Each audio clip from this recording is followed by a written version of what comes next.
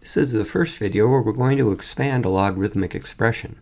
Expand means we're going to write products, quotients, and powers as sums, differences, and factors. And we're going to be using the logarithmic properties to do this.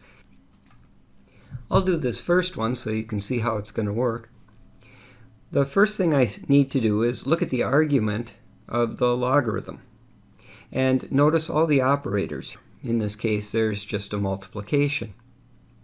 Next, I need to come over and try to find one of the properties which would allow me to rewrite the expression.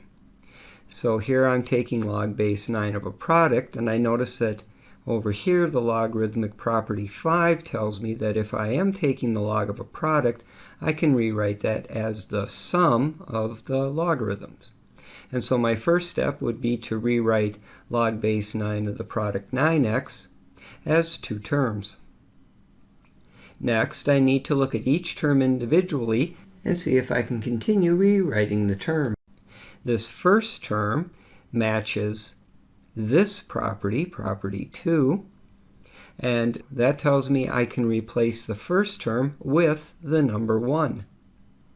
Next, I need to try to rewrite the second term, but there is no further property that will help me, and so this is finished. And that's how you know when you're done. You look at the properties, you try to apply it to each of the individual, in this case, terms, and none of the properties apply. That's when you finished. It's like with exponent properties. We kept using exponent properties until we tried to use them all and the expression didn't change form, and that's how we knew we were done. Here's one for you to try. This time, the operation in the argument is a division, and I notice property 6 speaks to that situation and lets me know I can rewrite it as a difference, and so I do. Next, I look at my first term, and there's no way to make that any simpler. On the other hand, my second term is saying I have a base of 10, I have a power of 100, and I know the exponent, which will take a base of 10 to a power of 100, is 2. Looking at both these terms, I can't see any further property that applies, and so I'm finished. Here's another one. Again, I have a quotient, and so I'll be using property 6 first, and rewrite the quotient as a difference. Next, I look at the first term, and I need to remember that ln is log with a base of e. So this first term is saying log base e with a power of e to the 4th.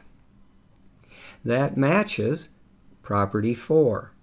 And this tells me that in a situation like this, the entire expression simplifies to the exponent. And again, the reason that's working is if you have a base of e, what exponent will take you to a power of e to the 4th? Probably the exponent 4. The second term is as simple as it can get, and so this problem is done. And here's the last one for this video.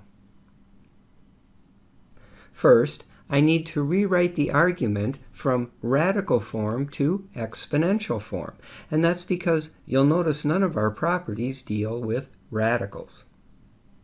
Next, I notice as I look through these properties that this might be a good example of property 7, which tells me that if I have a situation like this, and I do, again this is log base e of x with an exponent of 1/5, I'm allowed to write that exponent as a factor.